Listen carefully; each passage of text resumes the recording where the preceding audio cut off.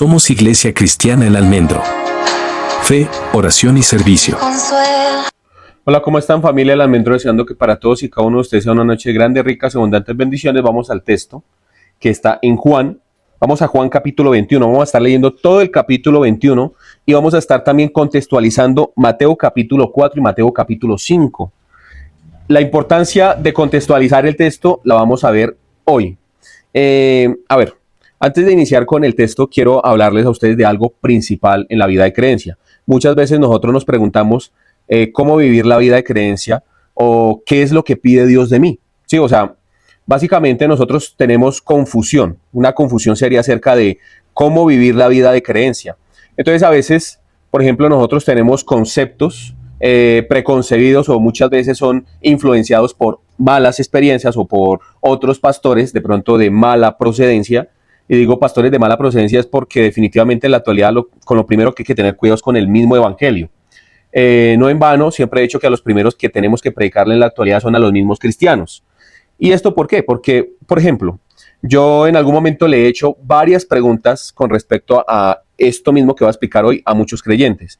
Entonces yo les pregunto a los creyentes, ¿qué es lo que pide Dios de usted? Entonces las personas creen que lo que Dios pide es levantarse a las 4 o 5 de la mañana, que es la hora piadosa y que a esa hora, mejor dicho, la unción desciende. Porque según muchos que ahora se hacen llamar ungidos, dicen que a esa hora se aparece Dios, pero el resto del día no sé qué hará el Señor, ¿no? O sea, no viven con el Señor, sino a esa hora tienen una conversación. Y bueno, no discuto con ellos porque quizás en ese momento estarán a solas, no se escucha a nadie, entonces pensarán que escuchan a Dios, pero en muchos de los casos se escuchan es a ellos mismos.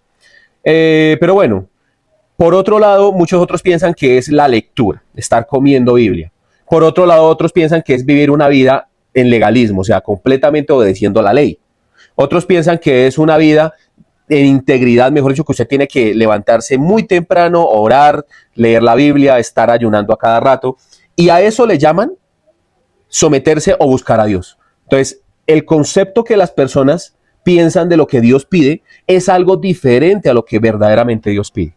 Entonces, piensan que la vida de creencia es vivir una vida completamente en perfección. No van a haber errores, no van a haber situaciones difíciles y no solamente eso, no saben que van a caer muchas veces en errores y en muchas ocasiones van a pasar por momentos en donde sientan que ya no hay esperanza para ellos, me refiero en cuanto a la comunión con Dios.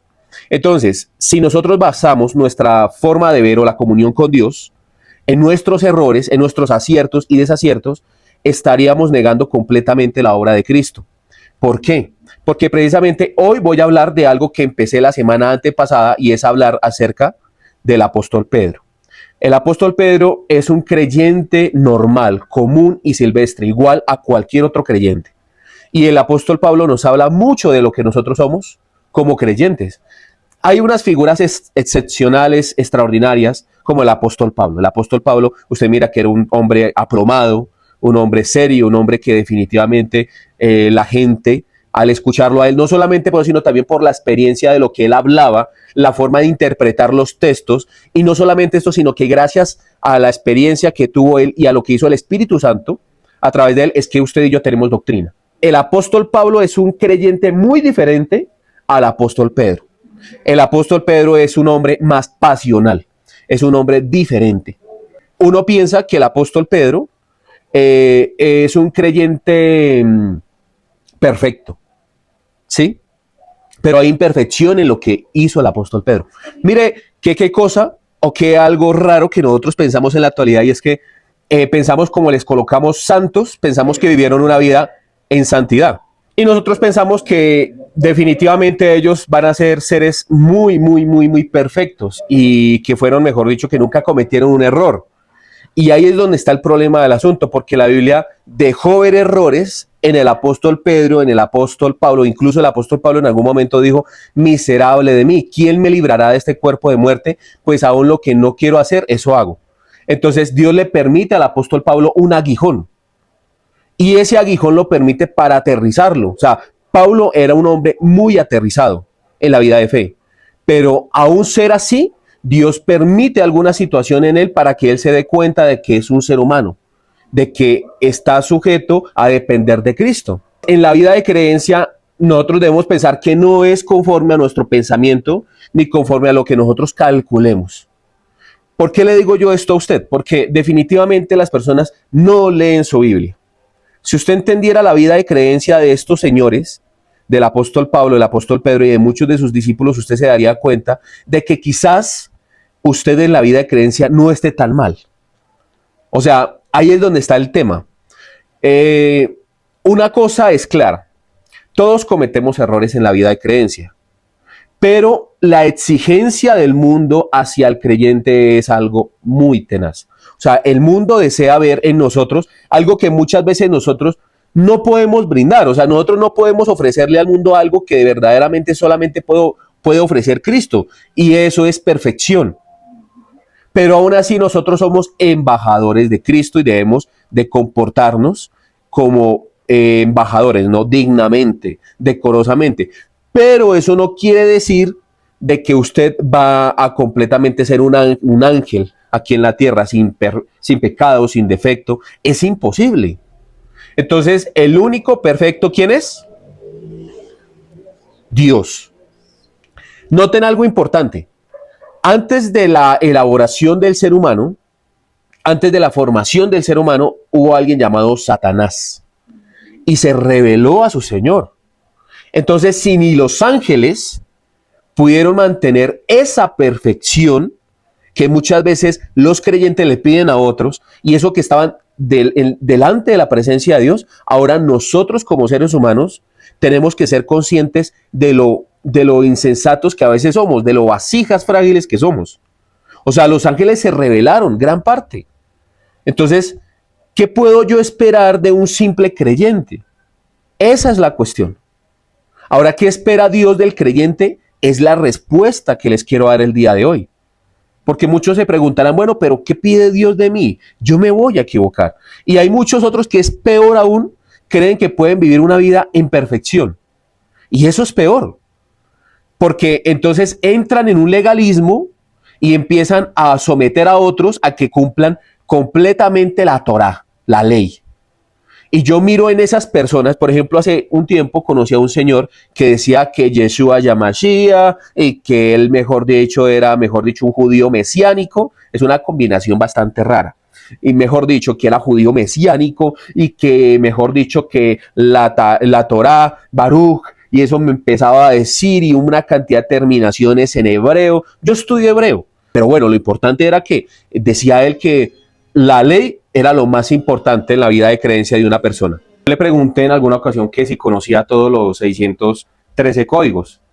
Entonces el hombre como a creerse sabio, entendido. O sea, yo, por ejemplo, no me he aprendido los 613 códigos. Me parece a mí una tarea titánica y que solamente un pueblo llamado Israel ha podido hacerlo con esos hebreos ortodoxos, esos judíos ortodoxos.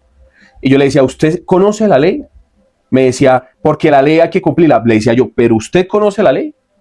Que Yeshua Yamashia y mejor dicho, ¿qué más no me decía este señor? Entonces yo me puse a averiguar de la vida de este varón. Y era un hombre que había sido pastor. Y este hombre había sido una persona que no era proveedor para su casa. Porque entonces ningún trabajo le servía porque según él tenía que guardar el Sabbat. Nadie lo quería contratar porque aquí en la nación Colombia pues hasta los sábados se trabaja. Y no solamente eso, sino que la mujer lo dejó por desobligado. Fue un hombre de muy mal testimonio. Uno se pone a ver y uno dice, bueno, ¿qué sucede allí? Y era un hombre que también en algunas ocasiones se portaba de una manera muy grosera. ¿Qué sucede? Que es imposible que un hombre pueda basar su vida de creencia en una norma que uno no conoce. Mire, yo de pronto le puedo decir a usted algo fundamental en la vida de creencia y es entender la ley. Y de hecho yo no les voy a ustedes a promover de que no deban de cumplir la norma. Pero de por Dios, si usted no conoce la norma, ¿cómo la va a cumplir? Ahora, si usted no conoce la norma, eso no quiere decir de que usted esté exento de pagar por la norma. Entonces hay que ser muy consciente de esto. El hecho de que usted no conozca alguna ley o alguna norma no lo hace a usted inocente. Tiene usted que conocer la norma. Entonces la importancia de leer la escritura es esa. Pero bueno, digamos que usted vive su vida de creencia y ya se conoce los 613 códigos de la ley mosaica. Hay un serio problema de que ningún ser humano puede cumplir la norma. en su totalidad. Siempre va a errar. Y según Santiago capítulo 2, versículo 10, si usted trata de cumplir toda la norma, pero erra en un punto, definitivamente ha incumplido toda la norma. Entonces, nuestra vida de creencia no se puede basar en el cumplimiento de ordenanzas, de mandamientos, y mucho menos de vivir una vida completamente en perfección. Ojo con lo que yo les estoy diciendo. Yo no estoy diciendo, hago la aclaración de que usted debe vivir una vida desorganizada. Entonces, por eso hice en preámbulo y quiero que a usted le quede algo en claro. Yo respaldo la escritura y creo que usted debe honrar los mandamientos de la ley de Dios. Pero el tema es cómo hacerlo. Una cosa es que yo le diga a usted, usted tiene que cumplir la norma, y otra cosa es que yo le diga el cómo. Y el a través de quién y por medio de quién y de qué manera se puede cumplir la norma. No es lo mismo el que yo a usted me ponga como una lora mojada diciéndole haga esto, haga aquello, mire que una cosa, mire que otra, las mujeres tienen que vestirse como un tamal, los hombres tienen que peinarse medio lado y llevar la Biblia bajo el brazo, tienen que hacer una cantidad de cosas. No, eso no es. La norma tiene que tener un significado diferente para el creyente. Y eso es el problema, la falta de significado. O sea, ¿cómo así, Fabián? Mire, el Señor Jesús dijo claramente que la misión de Él era limpiar a los nuevos creyentes de toda arruga de pecado que había. ¿Sí? Entonces la misión de Él es eliminar el pecado. Pero esa misión de eliminar el pecado tiene que tener algo en la vida de creencia, me refiero en la ejecución. O sea, por ejemplo, usted vive y va caminando su vida de creencia. Pero usted llega a una iglesia y si el pastor le empieza a decir que usted tiene que vivir una vida en santidad, ¿cómo ejecutar la santidad? ¿Cómo llegar hasta ese punto? Si usted es un ser imperfecto y que se la pasa todos los días errando. Entonces yo me pregunté eso en la vida de creencia. Entonces si yo soy un ser imperfecto, ¿cómo podré vivir yo una vida en perfección? Y en algún momento me equivoqué y le dije yo al pastor que me había equivocado, que qué hacía. Y él me dijo, sed santos como yo soy santo. Entonces entonces él me decía, porque sin santidad nadie verá al Señor. Cuando él me dijo eso, yo dije, ¿pero qué me está queriendo decir usted? Si definitivamente nadie puede llegar a ese nivel de santidad.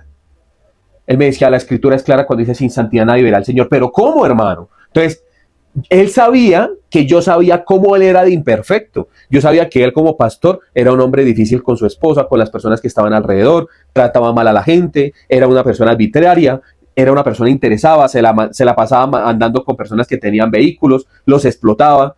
Entonces, él sabía porque yo en muchas ocasiones tuve conflictos con él.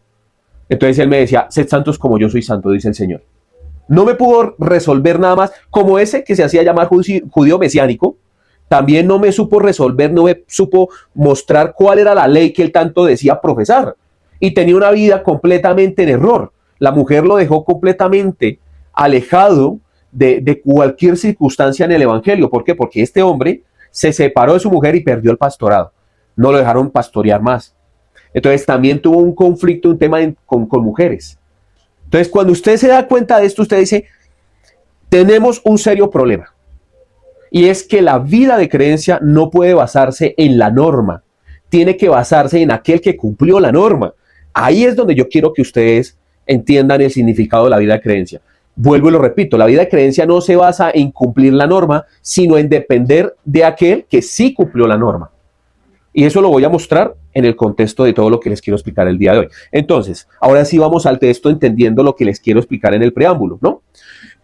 Aquí, dice en Juan capítulo 21, después de esto, versículo 1, Jesús se manifestó otra vez a sus discípulos junto al mar de Tiberias y se manifestó de esta manera. Estaban juntos Simón Pedro, que es del que vamos a hablar hoy, Tomás llamado el Dídimo, Natanael, el de Caná de Galilea, los hijos de Zebedeo y otros dos de sus discípulos. Simón Pedro les dijo, voy a pescar. Ellos le dijeron, vamos nosotros también contigo. Fueron y entraron en una barca y aquella noche no pescaron nada.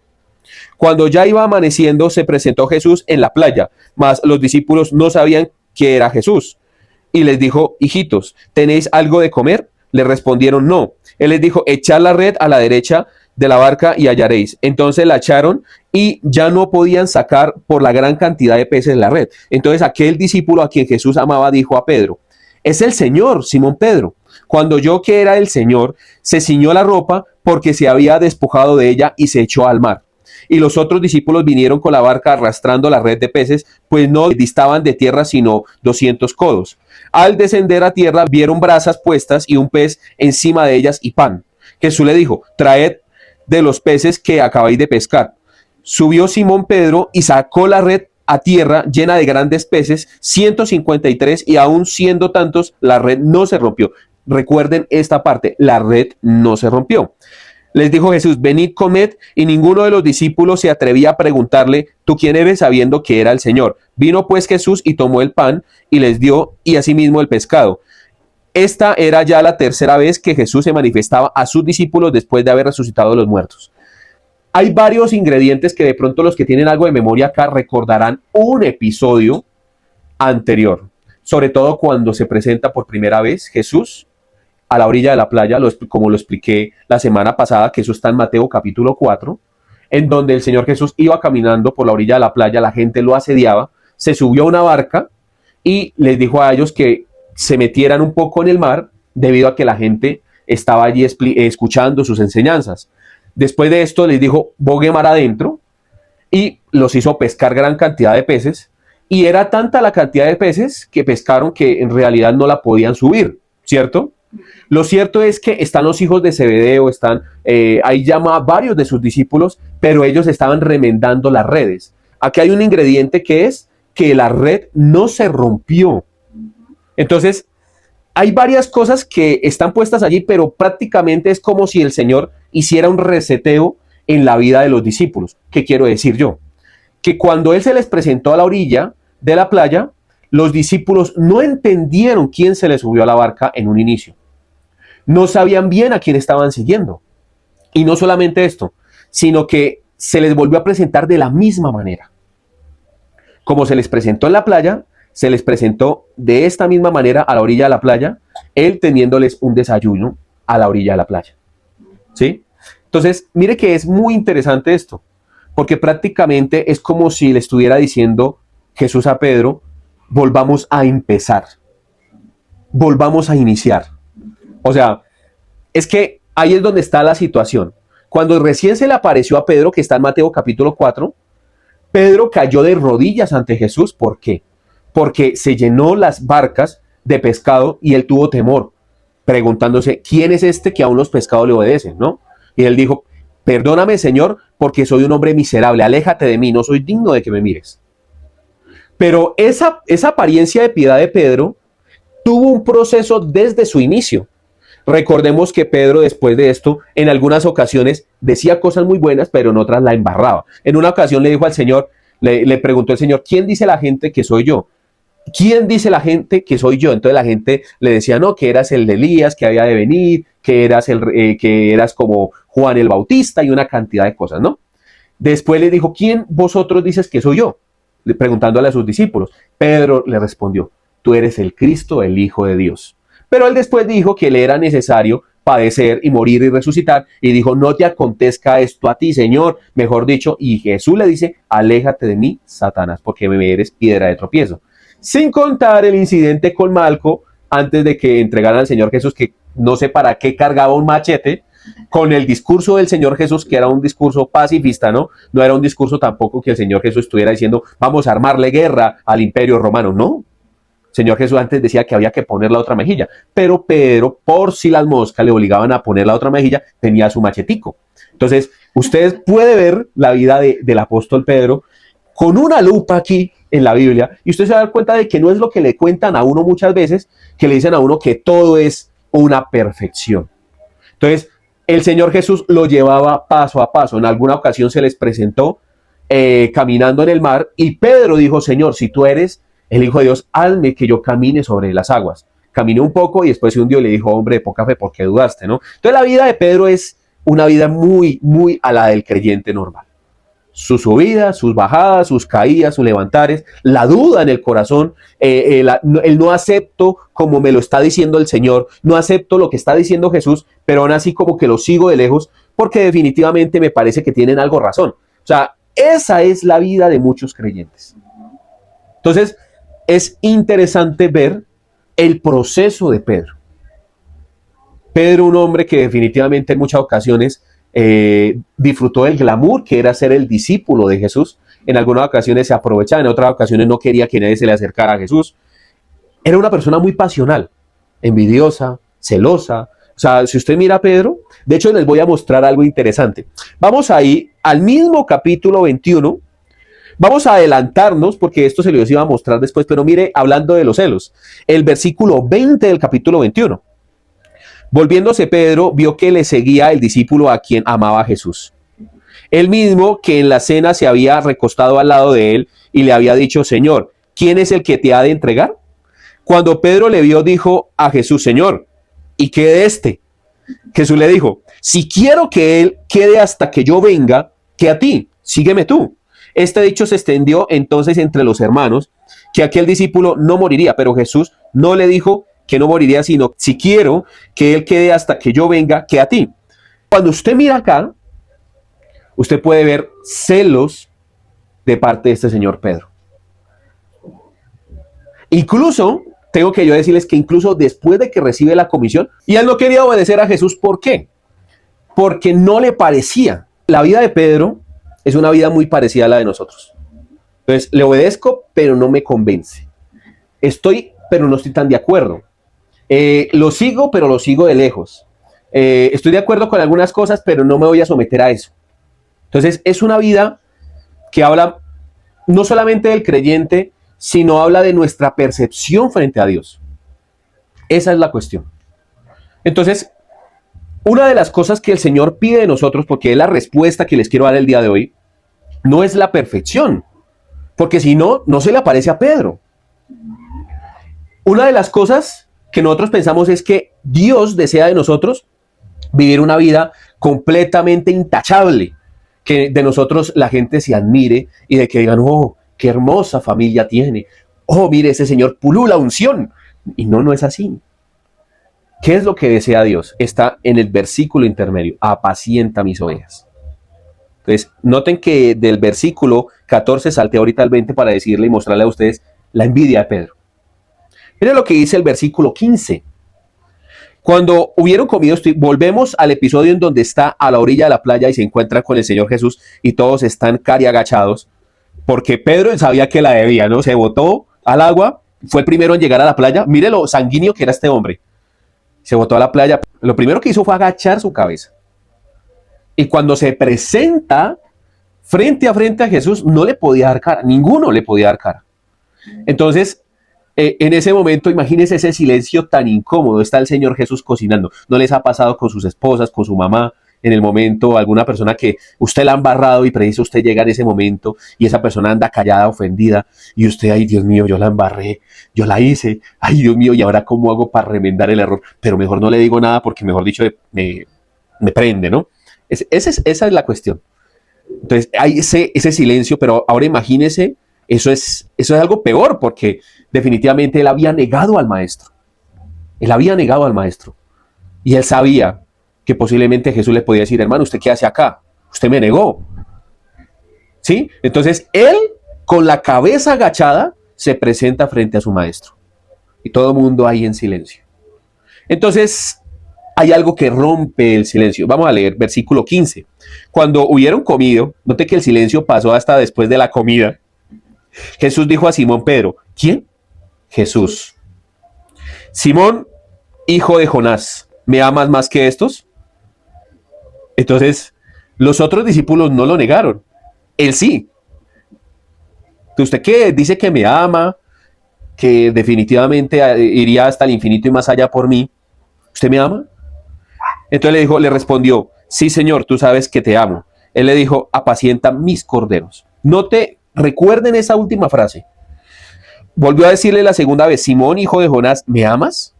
Pedro le respondió, sí, Señor, tú sabes que te amo. Le dijo, pastorea mis ovejas. 17. Le dijo la tercera vez, Simón, hijo de Jonás, ¿me amas?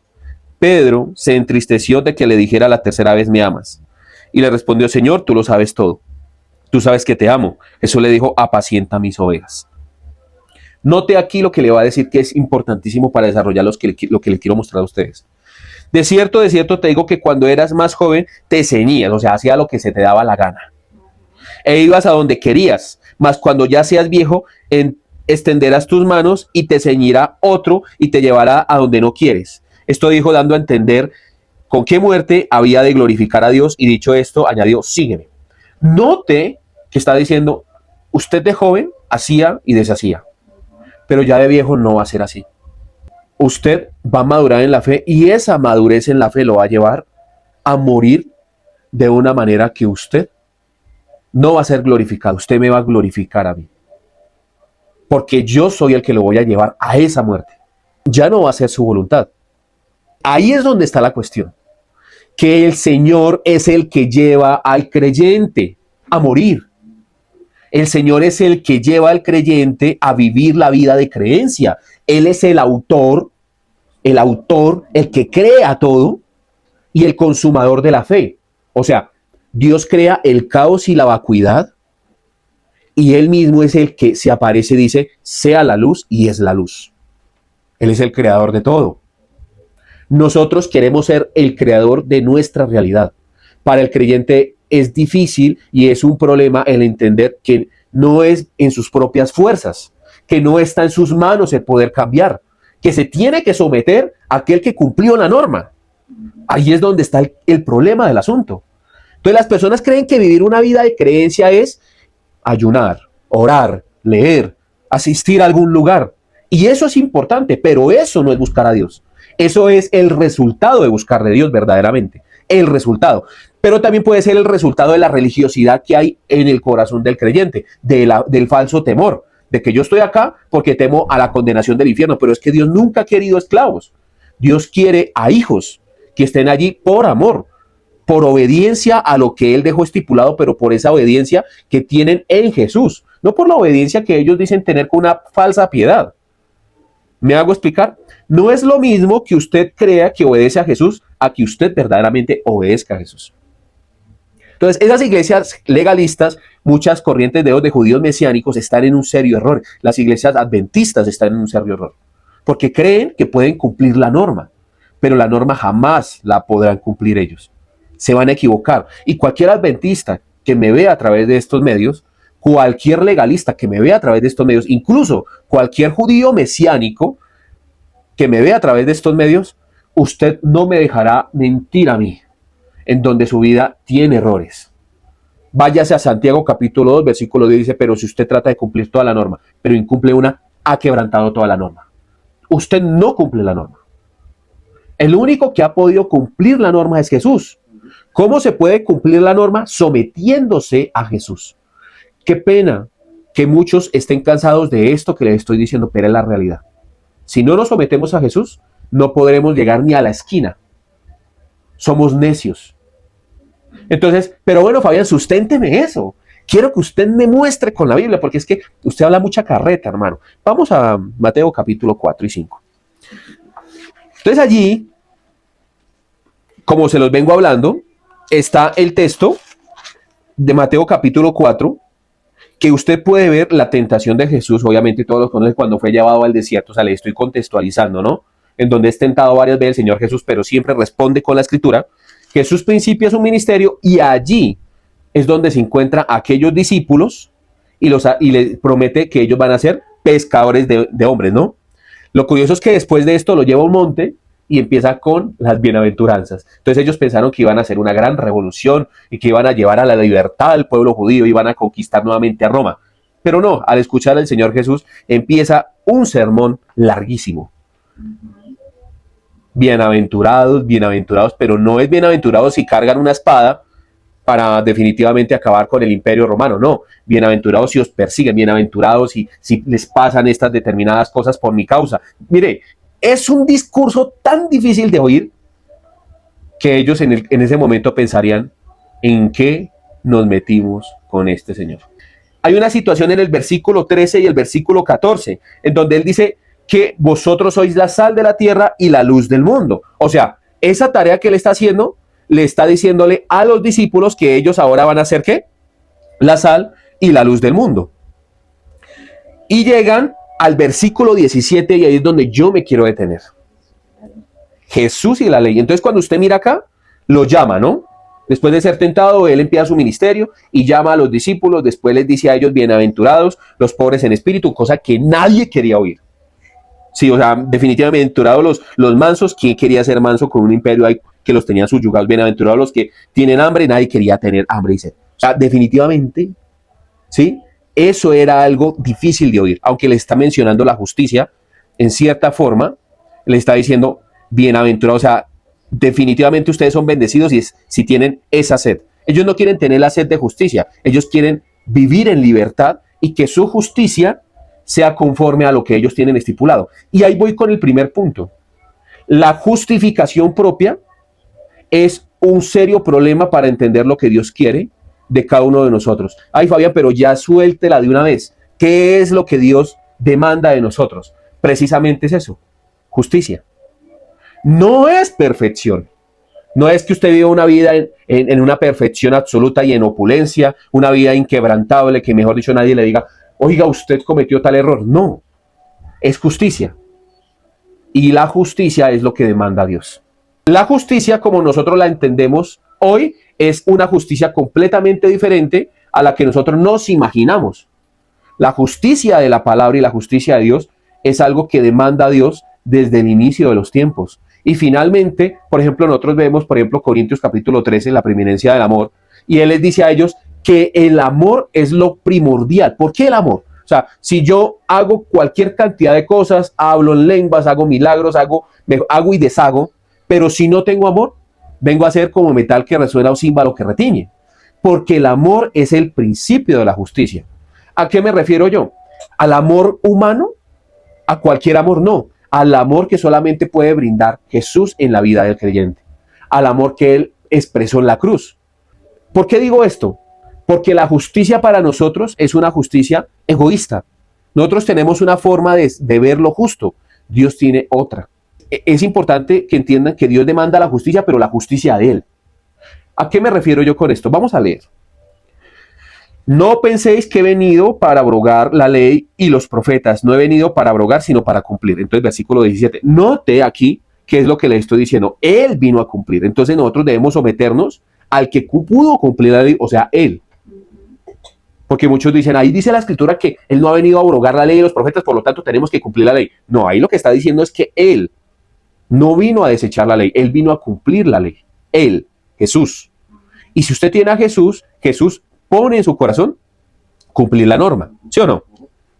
Verso 18, porque de cierto os digo que hasta que pasen el cielo y la tierra, ninguna jota, ni una tilde pasará de la ley, hasta que todo se haya cumplido.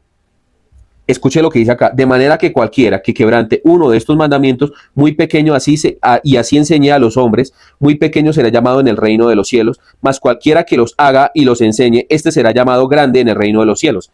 Ningún ser humano puede ser llamado grande en el reino de Dios.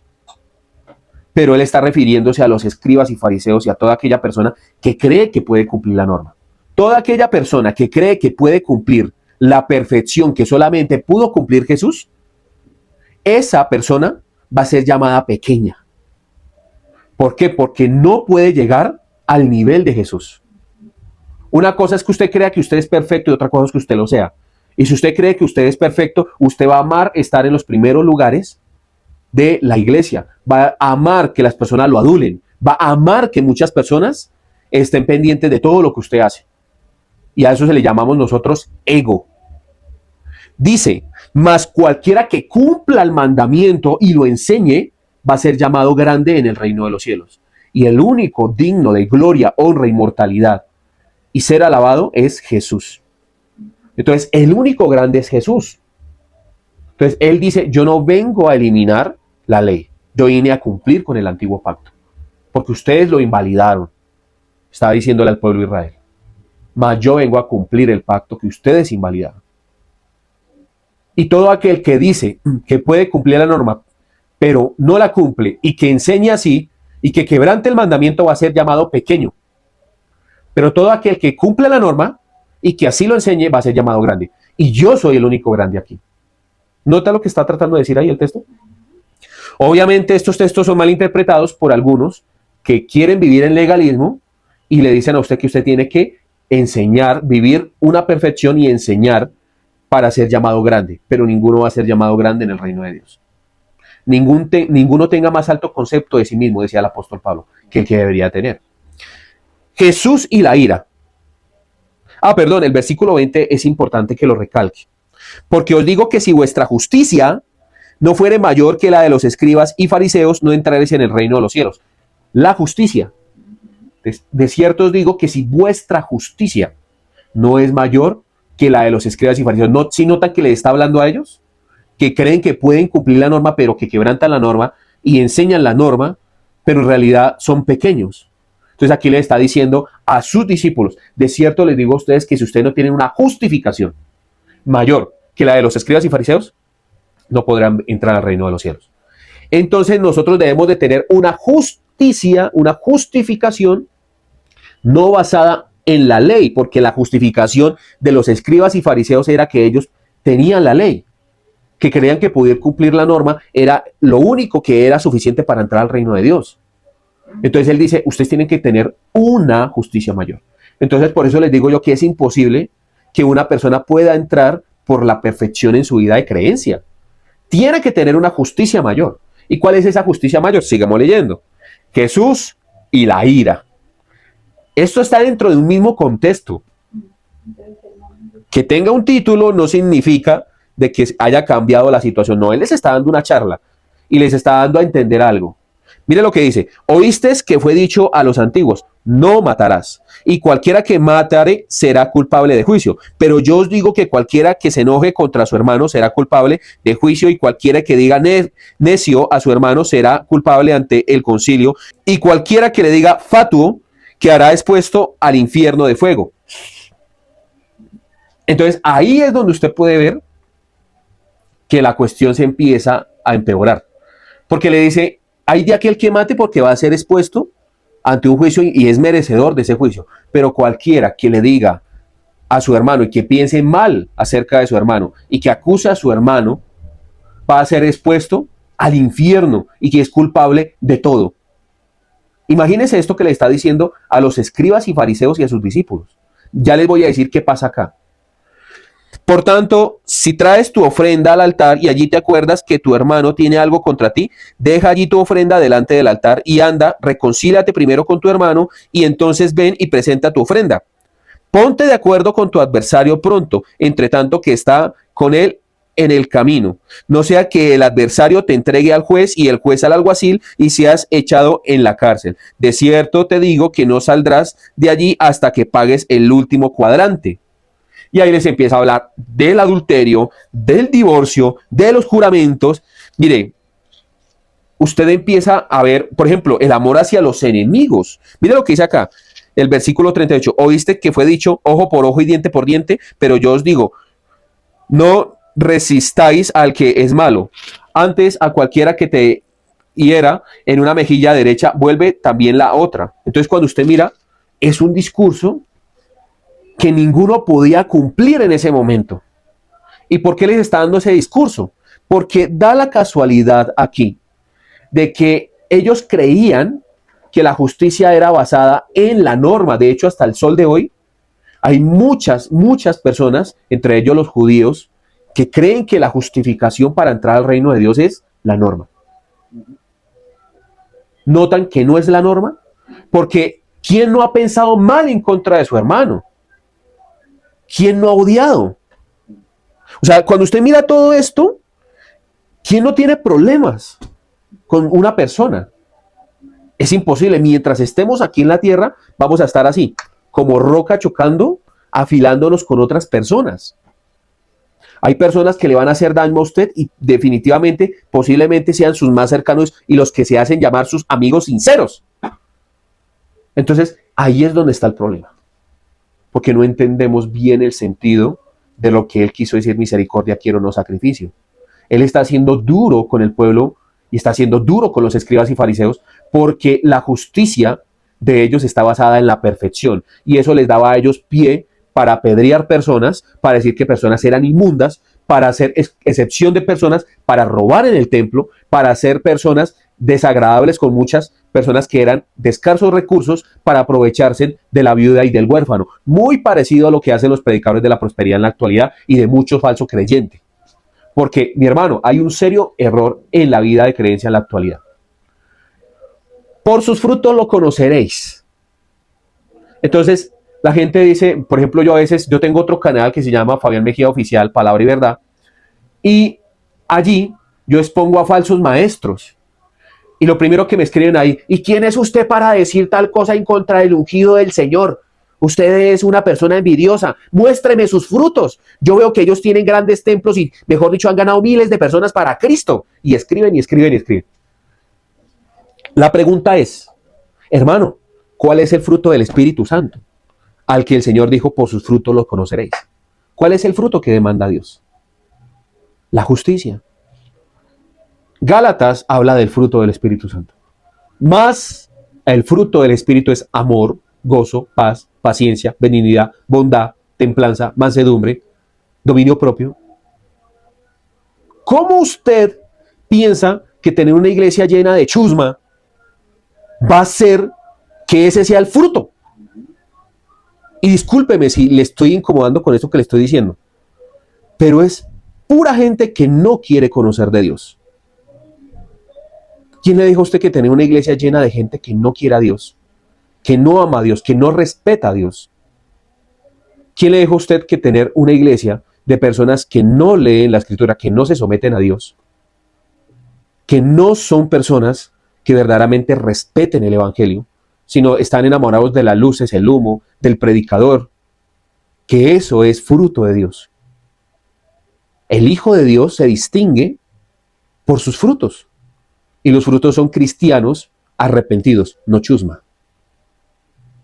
Dispuesta a hacer lo que sea por ese hombre.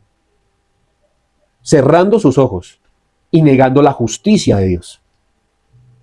Discúlpeme, yo sé que muchos de ustedes se ofenderán por esto que les estoy diciendo. Pero ¿quién le dijo a usted que todo el que le dice al Señor, Señor, es hijo de Dios?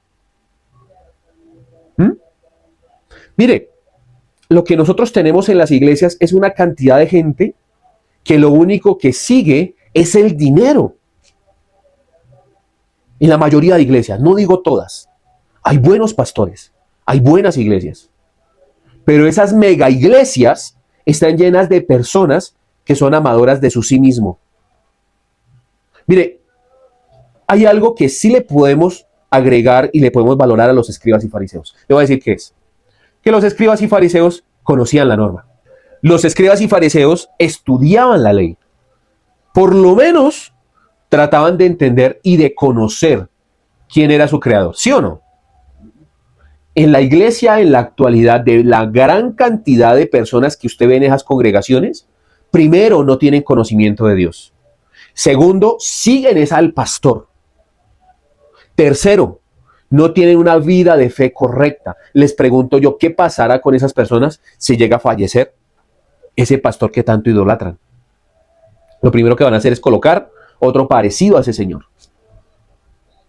¿Por qué? Porque no han entendido que el principio de la justicia no está en la iglesia multitudinaria, no están los beneficios que eso trae un liderazgo, el ser expuesto allí, que todo el mundo lo alabe, sino que el beneficio es en el manifestar el amor, el gozo, la paz, la paciencia, la mansedumbre, la bondad, la templanza, el dominio propio.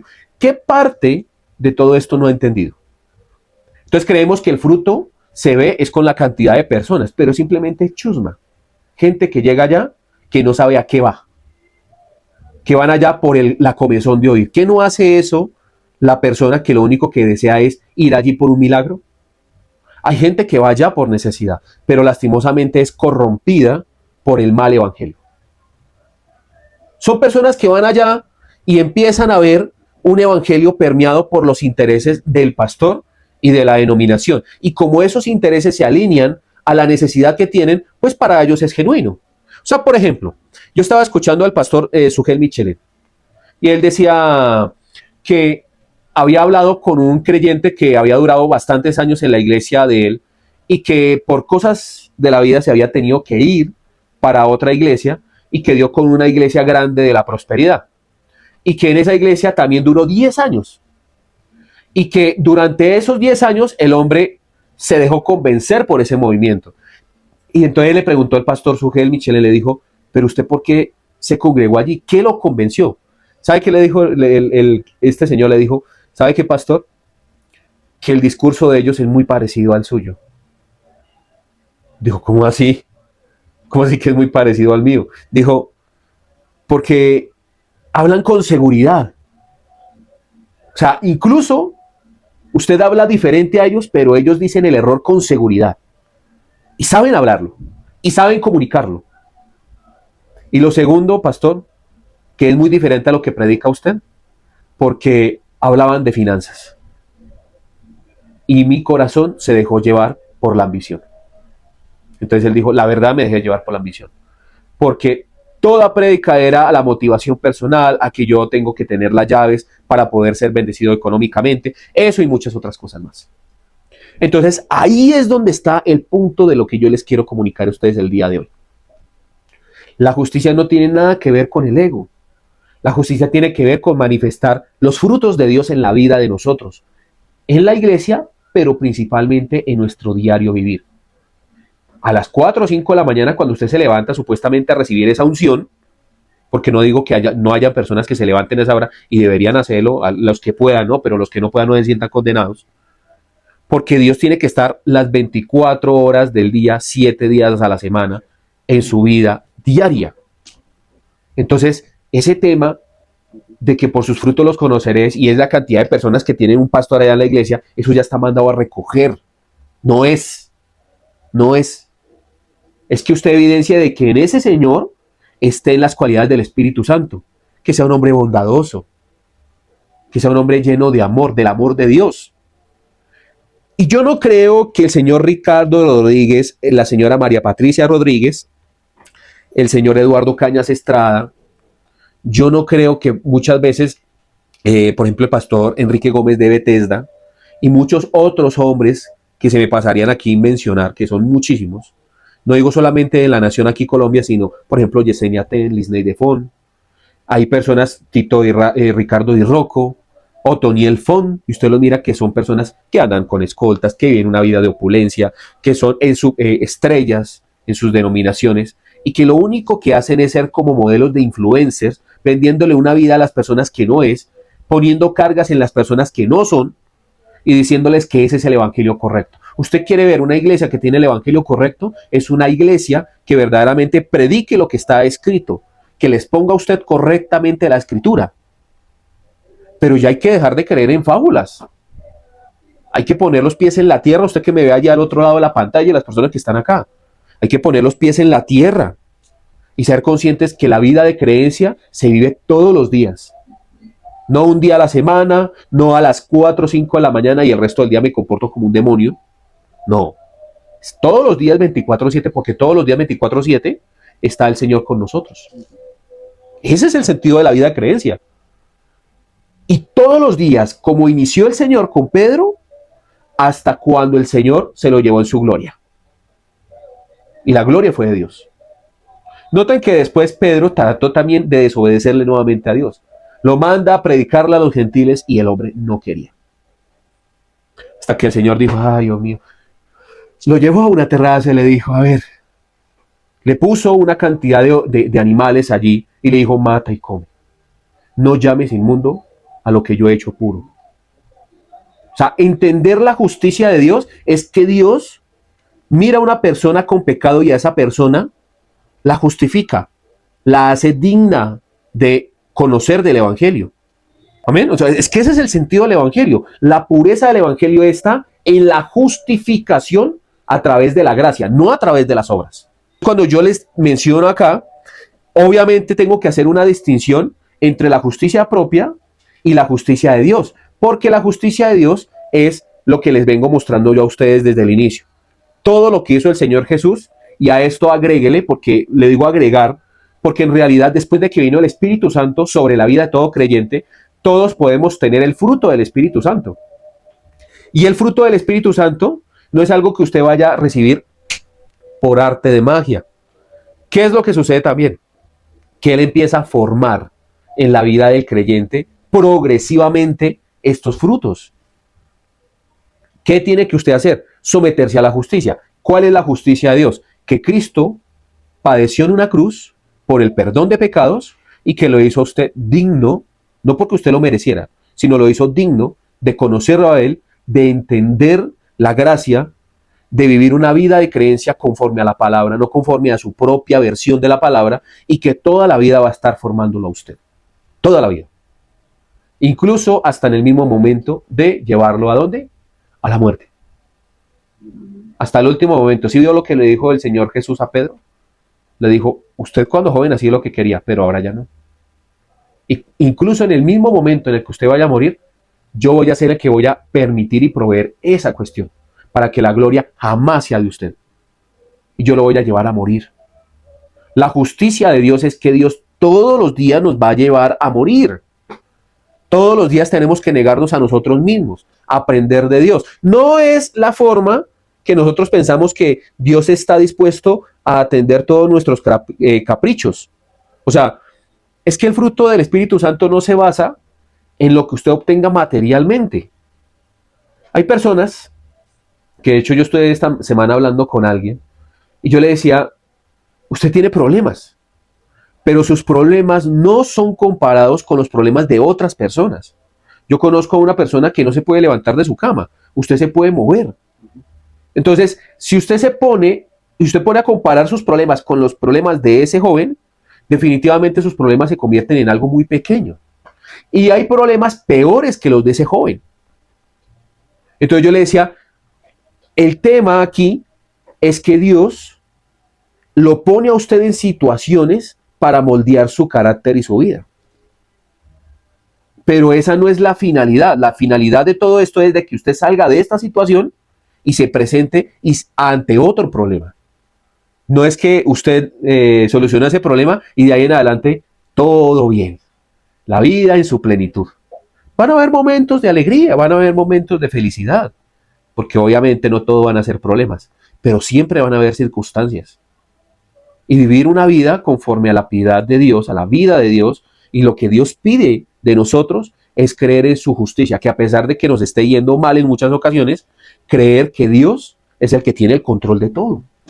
Eso es creer en la justicia, porque estamos confiando nuestra vida en Él, que a pesar de que nosotros no veamos, nosotros no andamos por vista, sino por fe. Esa es la justicia. Entonces Dios no está demandando de usted que usted viva una vida perfecta. Dios va a hacerlo a usted perfecto, perfeccionándolo a usted. Pero esa perfección no la va a ver usted completamente en su vida, no va a ser.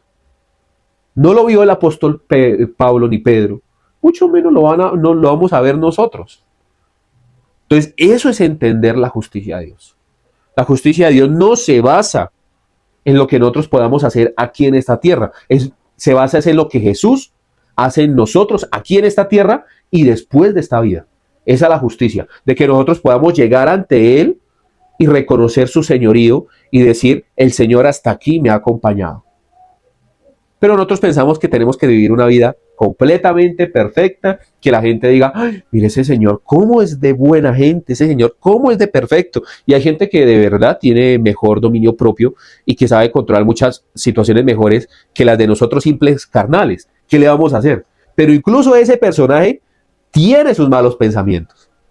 Ninguna persona en este mundo puede decir, soy justo por mi propia obra. Entonces, entender esto, cuando yo entendí esto, se me quitó un peso enorme de encima. ¿Por qué, Fabián? Claro, porque yo venía de una iglesia que era rara. ¿Era rara por qué?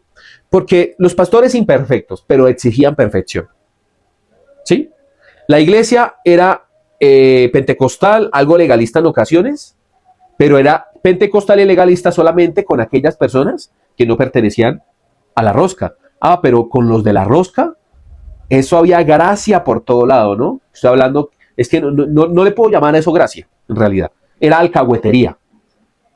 Entonces, el hermano del pastor se la pasaba por ahí mirando a ver cómo se metía con las hermanitas de la iglesia, con su esposa allí a un lado, pero el hombre, mejor dicho, miraba a ver cómo hacía.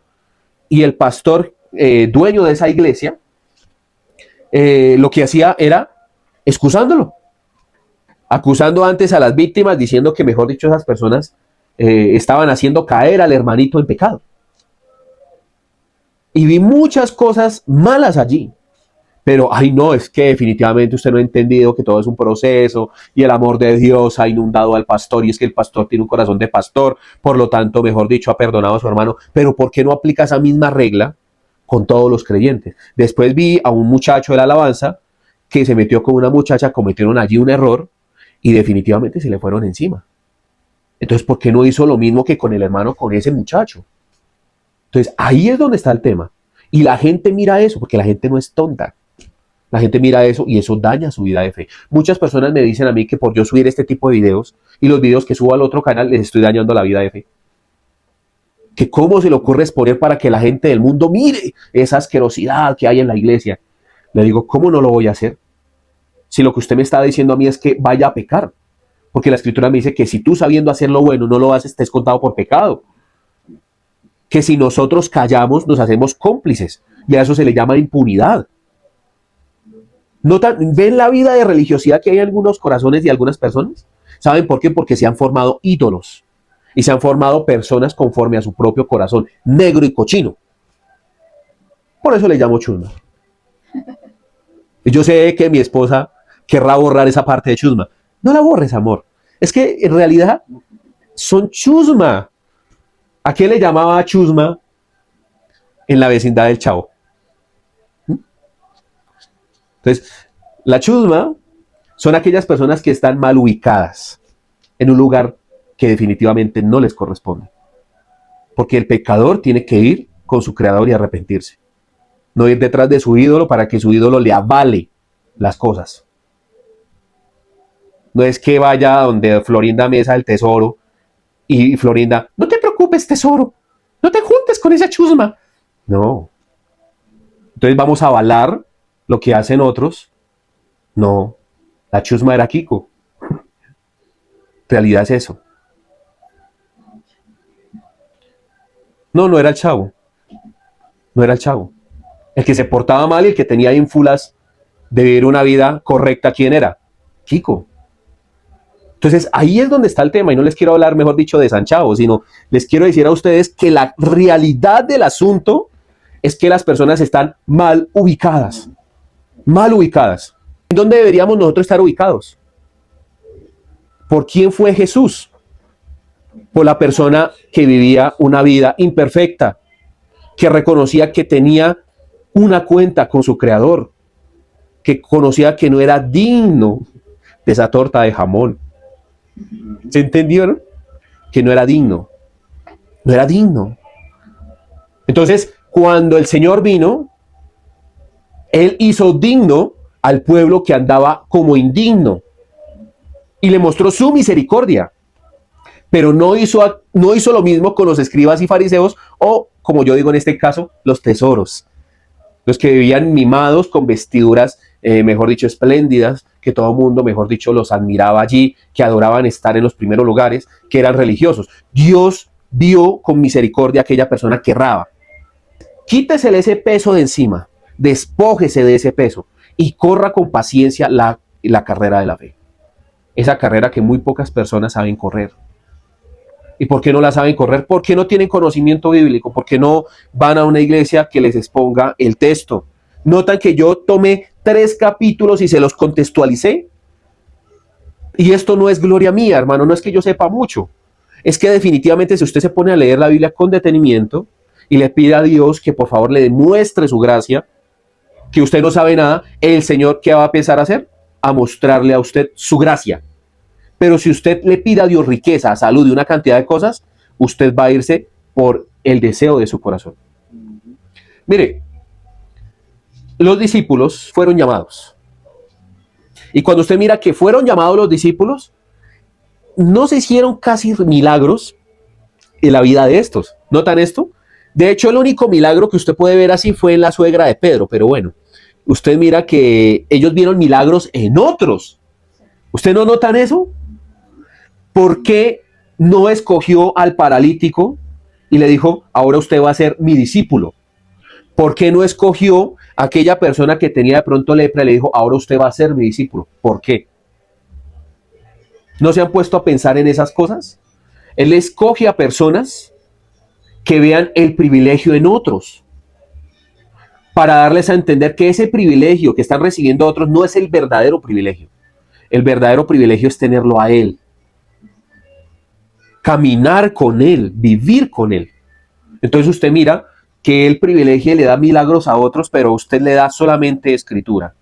Y Él le da a usted la escritura, le da palabra y le da la forma en que usted le pueda entender a Él. Pero usted no ve esos grandes milagros. Es porque el mayor milagro que puede recibir a usted es la salvación. Muchas personas han corrido detrás de las iglesias de la prosperidad por un milagro. ¿Cuántos de esas personas son verdaderamente discípulas de Jesús? Y no digo, de verdad, discúlpenme por lo que yo dije ahorita, pero es la realidad. No digo que en esas iglesias no hayan personas de valor, porque yo vengo de esas iglesias. Yo vengo de una iglesia así. Sino que usted tiene que ubicarse. Pensar que eso no es evangelio. Y entender que el mayor privilegio, el mayor milagro que usted puede recibir hoy es el estar al lado de su maestro, aprendiendo de su maestro. Pero como la gente no piensa que ese es un privilegio, sino que antes el Señor les debe. Eso era lo que creían los discípulos, que antes Jesús estaba recibiendo la mejor escolta de ellos. Y uno de ellos fue el que los entregó para ser crucificado. Entonces, ¿verdaderamente era un beneficio que obtenía el Señor Jesús? No, el beneficio era para todos ellos, que no conocían con quién andaban.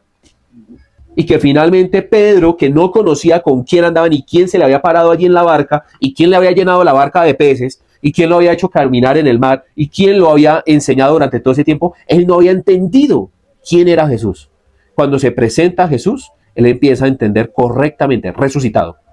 Recibe al Espíritu Santo Pedro después en Pentecostés, y usted puede ver que este hombre empieza a hacer cosas en Dios maravillosas, pero siguió equivocándose. Después, en otro episodio, que de hecho quiero hablar de la otra semana acerca de Pedro, pero quiero hablarlo más enfocándolo en Pablo, porque Pablo es otro tipo de creyente.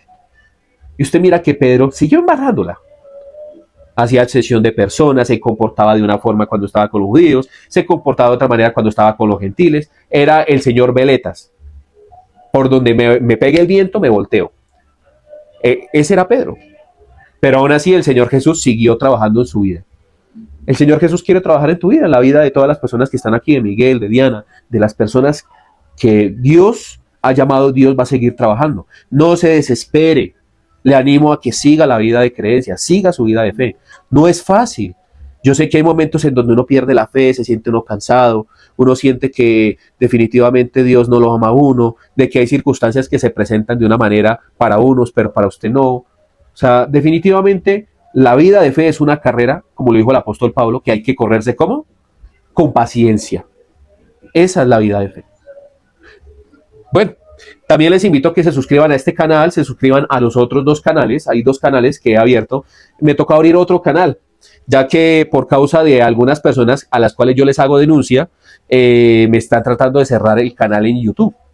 Entonces les invito a que se suscriban en el otro canal, ya que posiblemente en cualquier momento me puedan cerrar. Dios no quiera, estoy en charlas con YouTube, el canal de Palabra y Verdad Fabián Mejía Oficial. Y por ende también este. Entonces les motivo a que se suscriban, que le den like, que compartan, que activen la campanita, ya que con esto nos ayuda tremendamente. También si tiene preguntas, por favor déjelo allí en el cajón de comentarios. Con esto estaremos resolviéndolo también en videos. Podemos también interactuar de esta manera para resolver cualquier pregunta que tenga acerca del contenido o de algún video que tengan ustedes en mente. Somos Iglesia Cristiana del Almendro, Fe, Oración y Servicio. Bendiciones, shalom.